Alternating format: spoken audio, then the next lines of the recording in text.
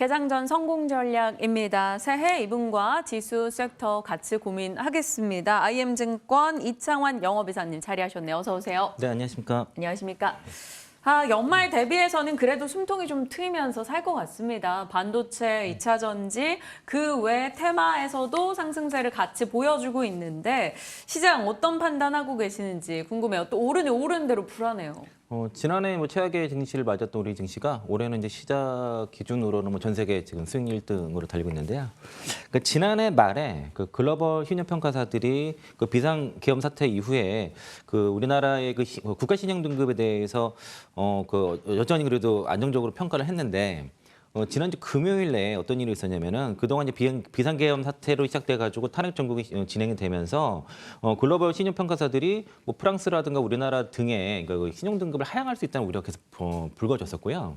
그러면서 외국인들이 계속 우리나라 증시에서 쇼포지션을 계속 가져갔다가 그런 문제가 지난주 금요일에 좀 불식이 됐습니다. 그래서 이제 지난 연말에 어쨌든 신용평가사에서 어쨌든 우리나라 국가신용 등급을 안정적으로 유지를 하면서 그동안 이제 신용등급 하향 우려로 인해서 계속 외국인들이 이제 효소로 눌러왔던 것들이 대거 청산이 되면서 지난주 금요일과 어제 우리 이틀 연속 국내 증시에 급반등이 나타났다 이렇게 볼 수 있을 것이고요. 그래서 대체로 이제 공매도라든가 슈퍼저지 많았던 종목들이 급등으로 튀어오르는 그런 모습들을 보여줬고 이로 인해서 코스피와 코스닥 모두 이제 일단 쌍바닥을 좀 만들었습니다. 그래서 이제 추가적인 상승에 대한 중요한 변곡점을 만들었고 코스피 2,400이 대략 뭐 PBR 0.83배, 0.8배 정도 그리고 이제 12개월 포워드 PR도 8배 미만에 있다 보니까 코스피 2,400과 그리고 코스닥 650에 대해서 어느 정도 저점이라는 투자자들의 인식이 좀 전체적으로 확산이 됐던 것이고 그리고 제가 전에도 말씀드린 것처럼 그 금투세 이슈, 그러니까 금투세가 폐지되면서 그 조목 장세를 예상했었는데 그 12상 그 계엄 사태만 없었다고 한다 그러면은 사실 금투세 폐지만으로도 12월 달에 상당한 조목 장세가 나타나고 1월 달에 1월 효과로 인해서 12월, 1월 달에 상당히 우리나라 증시가 많이 올라갈 수 있는 그런 이제 좋은 기회가 있었는데 그런 게 좀 안 돼서 아쉬운 상태고요. 12월 초에 이제 시장을 눌리면서 다시 한번 지금 그 이제 자율 반등이 나타난 상태입니다. 그래서 여기서 추가적으로 상승이 나오려고 한다 그러면은 환율이 더 떨어지거나 이제 모멘텀이 나와야 될 것으로 보여지고요. 그리고 외국인들이 어제와 금요일 날 이틀 연속 순매수를 했는데 제가 찾아보니까 지난해 10월 14일에서 10월 15일 날 이틀 연속 순매수한 이후로 처음입니다. 거의 3개월, 2개월 훨씬 지나서 3개월 가까이 만에 외국인들 이틀 연속 순매수가 나타나서 오늘 3일 연속 나올지는 좀 봐야 되겠고요. 최근에 3일 연속은 없었습니다. 계속. 그리고 CS를 앞두고 나서 AI에 대한 기대감이 상당히 높아져서 국내 증시뿐만 아니라 미국 증시도 AI 관련 종목들이 급등세가 나타났고요. 또 미국의 ISM 대조업 지수가 상당히 호조가 나타난 건데 그 미국의 ISM 대조업 지수는 반도체 섹터의 EPS 상향 요인입니다. 이제 뭐 그 MSC 그 OECD 경기선에서 이런 것들은 밸류에이션 요인이고 ISM 제조업 지수는 EPS가 상향됐기 때문에 거기에서 가장 수혜가 되는 것은 하이닉스가 되겠죠. 그리고 필라델피아 반도체 지수의 상승, 그리고 마이크로소프트의 데이터 센터 800억 투자, 그리고 폭스콘의 실적 호조 등이 어제 이제 그 SK 하이닉스가 잠깐까지 이제 그 고점을 형성하는 SK 하이닉스 급등 요인이라고 볼 수 있겠고요. 아쉬운 거는 외국인들이 어제 막판에 선물 매도를 했습니다. 거의 장중에 3,000원 넘게 매수를 했다가 막판에 매도를 전환했기 때문에 아마 이제 그 국내 코스피, 코스닥 모두 이제 단기 매물대 좀 진입을 해서 오늘 추가적인 상승이 나왔을 때는 좀 눌릴 수 있는 가능성에 대해서는 좀 대비를 하시면 좋을 것 같고요. 그리고 이제 그 트럼프가 관세를 이제 핵심 수입품에만 불과할 것이라는 그 워싱턴 포스트지의 보도가 나오면서 간밤에 이제 그 달러 인덱스가 급락을 하고 환율도 많이 떨어졌다가 이제 트럼프 여기에 대해서 부인을 하면서 다시 제자리를 찾았지만은 그 급락하기 전까지 완벽하게 회복한 건 아니거든요. 그러니까 지금 달러 상방으로 베팅하는 자금들이 워낙 많다 보니까 그럴수록 이런 요인의 하방에 좀 취약할 수 있습니다. 그럼 대체로 지금 미국 증시랑 그리고 달러에 대한 그 상방pon이 되게 많기 때문에 그게 만약에 반대로 이제 하락의 요인이 나왔을 때는 굉장히 급락을 할 수 있다. 그런 거에서 조심을 할 필요가 있어서 지금 달러 쪽에 계속 그 상방 베팅하는 거는 지금은 조금 기다려야 될 시점이다라고 보고 있습니다. 네. 국내외 뉴스들 연초에 나온 내용들 정리해 주셨고요. 사실 OECD 경기 선행지수 밸류 측면에서 반도체 섹터에서 살펴야 된다라는 얘기도 작년에 참 많이 해주셨는데 이번에 ISM 제조업 데이터 반도체 섹터의 EPS에 영향을 준다라는 점도 한 번 더 짚고 가겠습니다. 자, 시장과 AI 반도체 진영을 좀 들여다봤다면 2차 전지 넘어가겠습니다. 이거를 소재주들도 그렇고 전반적인 강세 흐름을 기록하고 있는데 이제 벌써 3년 전이 되겠네요. 그때 영광을 되찾을 수 있을지 많이들 궁금해하고 있습니다. 올해 캐즘 극복 가능할까요? 지켜봐야겠죠. 데이터가 나와야 되니까. 그러니까 지금 어제와 그저께 그 금요일 날 그 반등 나온 것들은 그 시장 반등과 연관이 그렇게 지으시면 좋을 것 같고요. 리비안이 4분기 이제 인도량 예상치 상회에 나오면서 이제 그저께 증시에서 이제 급등세 이제 24% 급등세가 나타났고, 포드와 GM 같은 경우도 지난해 전기차 판매량이 급증이 나타났다는 것들, 이런 것들이 이제 12월 달에 영국 같은 경우도 전기차 판매량이 60% 증가 이렇게 나타나서 대체로 최근에 데이터들이 이제 괜찮은 데이터가 나타났고요. 인도네시아에서 니켈 가격에 대한 추가 하락을 막기 위해서 연간 니켈 광석 채굴 할당량 검토에 들어갔다 이런 얘기 좀 있었고, 그리고 에코프로 그룹주가 좀 반등이 강한 이유가 네. 제가 볼 때 두 가지입니다. 그러니까 지난주에 나왔던 얘기가 에코프로 머티가 인도네시아 그 니켈 제련 업체에 그 533억 투자해서 출자후 지분 28%를 획득했다는 뉴스가 나왔는데, 그 업스트림 확장을 통해서 사업 다각화와 전구체 사업에 대한 원가 경쟁이 강화 목적이라고 이렇게 밝혔는데, 이게 이제 에코프로 프렌들에 대해서 이미 얘기했던 것이고, 어제는 또 나왔던 얘기가 에코프로에서 이제 그 전기차 배터리 업황 둔화 돌파를 위해서 황골 탈퇴를 선언하면서 올해 3대 경영 방침을 발표를 했는데요. 그 3대 중점 추진 과제가 인도네시아 양극재 통합 법인 프로젝트, 그리고 에코프로 이노베이션과 에코프로 CNG 합병, 그리고 R&D 아웃소싱 강화 이 세 가지에 대해서 얘기를 했고요. 특히 중요한 거는 그 인도네시아에서 중국 GM과 재련이라든가 전구체, 양극재로 이어지는 통합 생산 법인을 만들겠다 해서 양극재에 대한 가격 파괴를 선언을 했습니다. 그러니까 지난해 이제 11월 달에 에코프로델리 대회에서 얘기했던 것들을 지금 하나둘씩 시행을 하고 있는 거예요. 그러니까 그런 관점에서는 지금 이제 2030년도에 매출 얼마 이렇게 목표로 하지 않았습니까? 이제 그런 것들이 이제 시장에서는 저게 과연 될까? 이제 잘 믿지 않았는데 어쨌든 굉장히 빠른 속도로 에코프로에서 IR대로 얘기한 대로 지금 진행하고 있다. 그런 관점에서 이제 보시면 이런 반등을 좀 이해할 수가 있을 것 같고요. 근데 올해 좀 기대할 만한 거는 좀 유럽 쪽에서 올해 전기차 판매가 급증할 가능성이 있는 게, 제가 그 연비 규제에 대해서 말씀 좀 드렸었는데, 그거 말고도 지금 그 판매 모델 대수가 지난해 45개에서 추가로 35개 차 정도 늘어나고, 그리고 25,000 유로의 그 저가 전기차가 대거 좀 출시된다는 겁니다. 이런 이제 북미도 마찬가지고요. 이는 그래서 이제 특히 이제 EU에서 중국 전기차에서 관세를 매기면서 11월 달에 중국 전기차 수출이 42% 급감을 한 게 결국에는 현대기아차라든가 K전기차, K배터리에 대해서 기회 요인이 생길 것 같고, 그리고 올해 좀 지금 2차 전지 섹터 주목해야 될 것은 트럼프 취임일이 다가오면서 그 테슬라 관련 밸류체인 종목들에서 좀 주목할 필요가 있을 것 같습니다. 그 테슬라 밸류체인은 세 가지가 있는데, 테슬라 자체 에도 공급하는 업체가 있고, 네. LG 에너지 솔루션을 통해서 공급하는 업체가 있고, 파나소닉을 통해서 공급하는 업체가 있는데요. 그러니까 테슬라 자체적으로 공급하는 업체는 양극재는 LNF, 전구체 에코프로 머티, 전해액은 엔캠, 동박은 에코프로 머티가 있고요. LG 에너지 솔루션을 통해서 공급하는 업체들은 양극재는 포스코 퓨체엠, LG화, 그리고 실리콘 공급재 대주전자재료, 동박은 에코프로 머티리얼즈, 전해액은 엔캠이 있고요.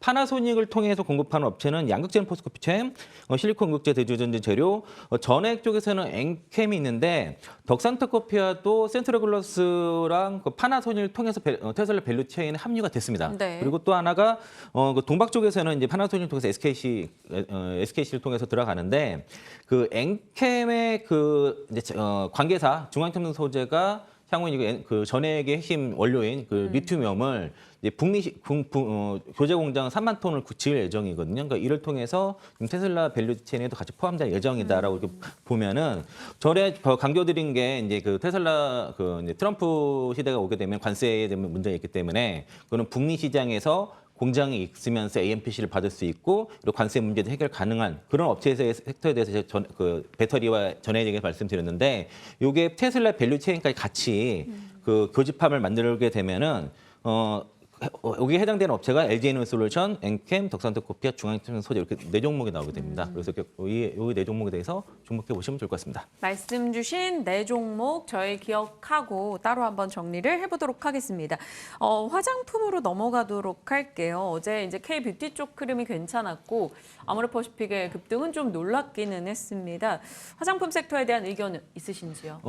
지난주 금요일 날 타방송에서 말씀 좀 드렸던 게 있는데 그 최근에 이제 수출 데이터가 대체로 이제 그 미국 쪽이 좀 좋거든요. 그러니까 어제 나왔던 뉴스가 국내 화장품 수출 규모가 뭐 100억 달러 뭐 돌파했다, 뭐 사상 최초라고 하는데 제가 알기로는 한 10여 년 전에 100억 달러 넘었던 적이 있었거든요. 어쨌든 100억 달러 돌파가 나와서 지난해 대비 그 전년 대비해서 20.6% 증가해서 2억 달러 정도 나왔고 그리고 인디 브랜드가 그 아마존에서 굉장히 탑을 거의 차지하고 있다. 그런 좀 뉴스도 나왔습니다. APL이라든가 코스RX 이런 기업들이 그래서 거의 그 뷰티 카테고리의 상위권을 포진을 하게 되면서 지금 그 아마존 프라임데이와 블랙 프라이데이에서 굉장히 이제 상위에 많이 올라갔다고 볼 수 있겠고 그래서 결국엔 수출 모멘텀 쪽에 있는 기업들이 좋았습니다. 특히 이제 미국 쪽이 4분기에 화장품 수출 데이터가 QOQ로는 14%, YOY로는 28% 증가가 나타나면서 대체로 미국 쪽의 보직이 높았다. 아모레퍼시픽 어저께 급등 나왔던 것도 중국 쪽의 부담이 축소되면서 글로벌 확장이 가속화되고 최근에 강달러로 인해서 같이 환차익도 같이 가능한 그런 기업이니 아모레퍼시픽이 지금 나왔고 또 이제 북미 매출 확대랑 함께 이런 원달러 그 환율 상승에 대한 수혜가 CNC 인터내셔널 이런 기업 보시면 되겠고요. 수출 데이터를 봐도 기초보다는 색조가 더 좋기 때문에 그러면 이제 거기 색조에 강한 CNC 인터내셔널 그리고 글로벌의 지금 확장이 가장 최근에 가파르게 되고 있는 아모레퍼시픽 이렇게 보이고 있고요. 개인적으로 탑픽은 지금 아모레퍼시픽으로 보고 있습니다. 아모레퍼시픽으로. 네, 궁금해집니다. 앞으로 이제 이사님께서 이걸 보고 계시니까 저희도 함께 시선을 두고 체크하고 내용들 이어가겠습니다. 유리기판 쪽 AS 해주셔야 돼요. 왜냐하면 유리기판 얘기를 그동안 자주 이슈가 있을 때마다 또 없을 때는 없는 대로 짚어주셨기 때문인데 어제 시간에 유리기판에 급등 흐름이 있었습니다. 코닝 이슈 혹은 오늘 젠슨왕의 코멘트를 기대하는 모멘텀 뭐 등등이 있었는데 명확한 어제 상승을 뭘로 봐야 될까요? 그 SK하이닉스 어제 급등 나왔지 않습니까? 네. SK하이닉스, 그리고 SKC, SK텔레콤 등의 SK그룹이 공동 부스로 이제 SK하이닉스는 그 HBM3 16단에 대해서 네. 발표를 하고 SK앱솔루스 같은 경우에는 유리기판에 대한 기술을 이제 이번에 CES에 발표를 해서 CS 재료가 묻은 걸로 보여집니다. 그러니까 그 젠슨왕이 CEO에서 그 블랙의 발열 문제에 대해서 해결책을 유리기판으로 언급했다는 얘기가 어제 나오면서 시간에 뭐 HB 테크놀로지 상한가 가고 JNTC도 한 8%, SKC도 한 4% 정도에서 유리기판 관련이 어저께 시간에서 일제 강세가 나타나서 네. 아마 오늘 갭으로 다 뜰 것 같고요. 저한테 그 코닝 그 특허 문제에 대해서 뉴스를 저는 보내주셨더라고요. 그래서 코닝이 LG전자, 하이센스, CSOT 등의 그런 그 TV 패널 업체를 상대로 해서 그 ICT에다가 특허 분쟁 제기를 했다는 것이고 유리기판 특허 3건에 대해서 여기서 제기를 해서 뭐 차후에 이제 이게 이제 그 특허 분쟁을 통해서 그 어떤 판매 금지라든가 이런 것 수익 금지 이런 것도 할 수 있다 보니까 향후에 뭐 유리기판 원장이 가격 상승해서 유리기판 업체들 세계 좋아질까? 요거에 대해서는 사실은 저도 이게 맞나 싶었어요. 그래서 네. 이게 그냥 이런 뉴스가 있어 움직인가라고는 이해는 했지만은 이게 과연 이것 때문에 이렇게 움직이는 게 그게 맞습니다. 그렇지 않았는데 젠스랑 코멘트가 나왔다는 얘기 듣고서 그래서 그거는 납득을 했습니다. 그래서 그거는 맞을 것 같고 그렇게 된다면은 지금 가장 현실적으로 양산이 가장 빠른 기업은 SKC랑 JNTC, 특히 SKC라고 볼 수 있겠고요. JNTC 같은 경우가 지난해 이제 대면적 그 TGV 유리기판을 자체 개발하면서 첫 샘플 공급을 3군데에도 했고 지금 그 외의 업체들한테도 지금 지금 제품 사양이라 단가 이런 걸 협의 중이라서 조만간 대규모 수주에 대한 기대감이 있는 상태라서 4분기에 이제 그 양산 공장도 지금 준비가 완료된 상태이기 때문에 수주만 나오면 되거든요. 그래서 이제 JNTC 같은 경우는 어제 아까 그 젠슨랑 코멘트 외에도 수주설이 좀 돌았다고 합니다. 저도 이게 확인된 게 아니라서 정확히 네. 모르겠지만은 수주 얘기가 있는데 네. 가능성이 있다라고 볼 수 있겠고요. 그리고 제가 유리기판에 대해서는 3종목을 말씀드렸습니다. SKC 다시 좀 잡아드렸고 JNTC도 19,000원대에서 다시 말씀드렸고요. ISC를 이제 네. 11월 초에 말씀을 드렸죠. 그 ISC 목표가 74,000원이었는데 그걸 달성이 됐습니다. 76,800원. 그래서 이제 ISC는 차익을 하셔서 지금 SKC나 JNTC로 옮기는 전략이 괜찮을 것 같고요. 근데 오늘 만약에 JNTC가 너무 갭이 세게 뜬다. 그러면은 덜 올라간 쪽 SKC 이런 쪽으로 12만 원 이하 쪽에서는 추가 매수 정도. 그러니까 신규 매수는 11만 원 밑에서 했으니까 비중 이제 불타기 한다면 12만 원 밑에서 유리기판 괜찮을 것 이슈를 같습니다. 어제 나오고 나서 시간 외의 이슈와 함께 이제 밤사이 고민 많이 하시고 전략을 주셨다라는 게 느껴집니다. 정말 자세히 전달 받았고요. 오늘의 종목이 무엇인가 봤더니 JYP 엔터입니다.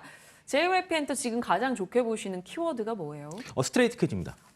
스트레이키즈 그 빌보드 200에 계속 1위하고 있는. 네, 6주 연속 그 차트 1위 대기록 달성했고요. BTS랑 거의 그 동급이고 이제 7연속 지금 도전 중인데 네. 그 제가 엔터주 12월 달 조정 가능성이 있다고 말씀드렸습니다. 네. 그러니까 그 지난해 이제 스트레이키즈의 초동 판매량, 컴백을 해서 초동 판매량 이런 것들 데이터가 이전 거보다 좀 못 미쳤어요. 그래서 네. 이게 이제 엔터주들의 좀 조정에 대한 빌미의 가능성을 말씀드렸고, 그래서 JYP 같은 경우도 한 6만 4천 원 정도를 저점을 좀 보는 상태인데 어제 이제 41선 깼다가 다시 이제 올라가는 모습이라서 가격 조정과 기간 조정이 어느 정도 마무리되는 구간이라고 볼 수 있겠고요.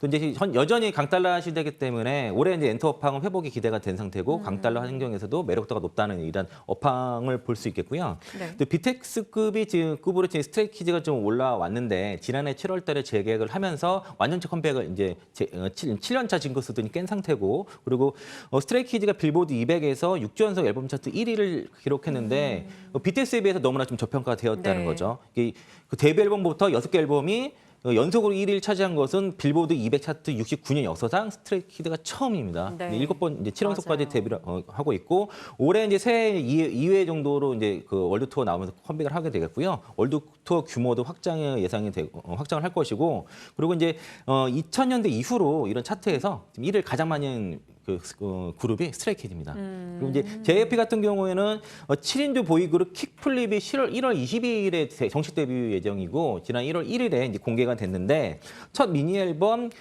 플립이 킥이 이게 이제 그 발매를 하고 정식 데뷔를 네. 하게 되는데 이 멤버들이 어쨌든 그 스트레이키즈를 이을 만한 그런 그룹을 기대게 되기 때문에 이제 새로운 이제 모멘텀이 있다고 볼 수 있겠고, 킥플립이라는 게 스케이트보드 360도 회전하는 그런 네. 고난이도 기술을 얘기한다 그러고요.